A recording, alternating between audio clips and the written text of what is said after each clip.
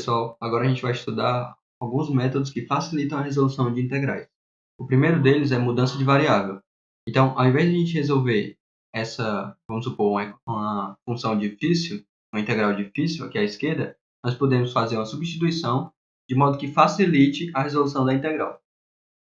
Mas, como isso funciona? Primeiro a gente tem que pensar numa função composta, de modo que a derivada dessa função composta é justamente a nossa função da integral à direita. Então, se a gente supor que g de d é igual a b e g de c é igual a a gente tem que a nossa integral à direita é igual a primitiva, nos pontos c e d. Aí, pelo teorema fundamental do cálculo, a gente vai aplicar f de g de d menos f de g de c. Pela nossa suposição, g de d é igual a b e g de c é igual a a. E f de b menos f de a é justamente, pelo teorema fundamental do cálculo de novo, é a nossa integral de f de x de a até b. Então, vamos para o exemplo. Se a gente quisesse calcular essa integral, a gente teria que expandir esse binômio e ia ficar muito trabalhoso. Então, a gente pode fazer uma substituição chamando x menos 1 de u. Aí perceba que os limites de integração vão mudar. Quando x é 0, u vale menos 1. E quando x é 1, u vale 0. Então, essa integral, o valor dela é igual ao valor dessa integral aqui à direita. E é mais fácil de resolver. A gente chega no resultado 1 sobre 11.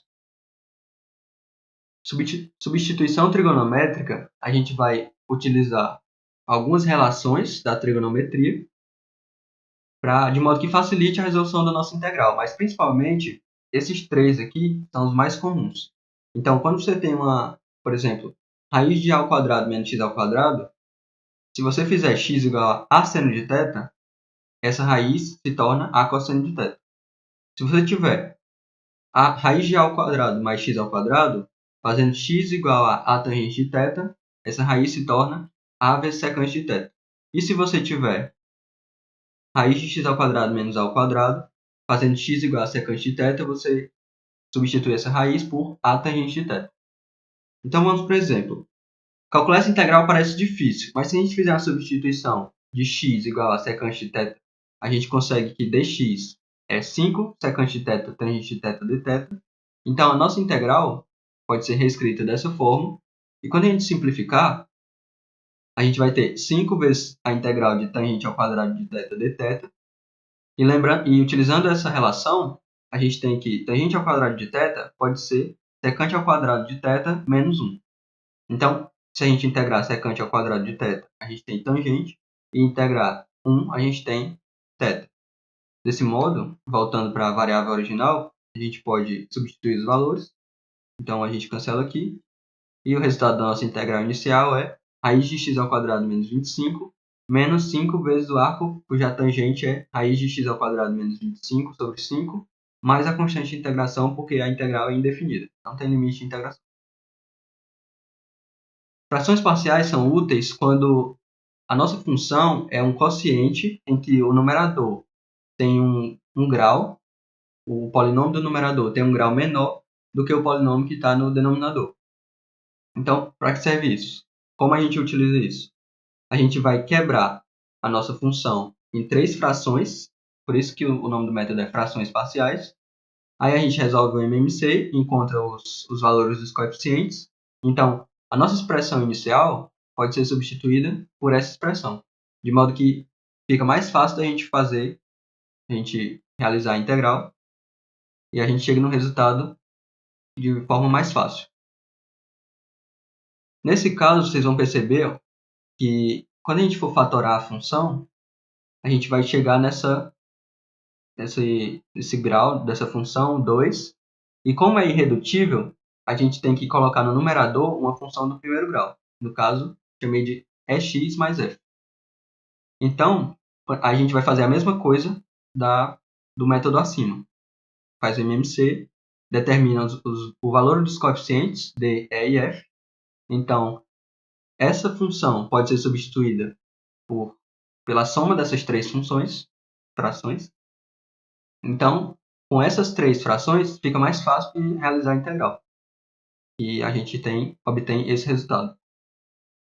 Já na integral por partes, é útil quando a gente não consegue fazer uma substituição direta para facilitar o cálculo.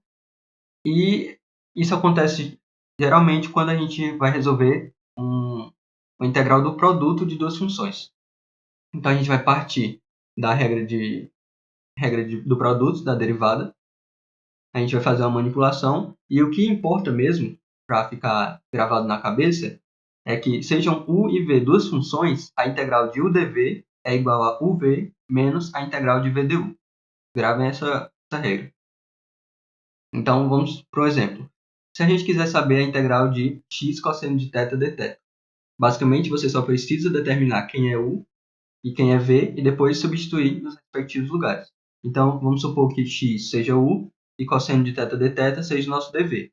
Então a gente vai substituir nos lugares da nossa regra. Então a gente chega aqui, essa integral inicial é x seno mais cosseno mais k, porque a integral é indefinida. Para esse exemplo, a mesma coisa. A gente vai supor que a nossa u é arctangente e a nossa dv é dx. Então, a gente substitui nos respectivos lugares. Então, a gente chega no resultado x, arctangente de x, menos 1 meio de ln de 1 mais x2 mais k. Para esse exemplo, mesma coisa. A gente supõe que x seja u e que e elevado a x dx seja o nosso dv. Então, a gente substitui nos lugares respectivos. E essa integral é fácil de resolver, da e elevado a x. Então, o resultado da nossa integral original é x vezes e elevado a x menos e elevado a x. Agora, como a gente terminou os principais tópicos do cálculo 1, a gente vai começar a resolver lista de exercícios e postar a resolução de questões para vocês. Valeu, galera. Abraço.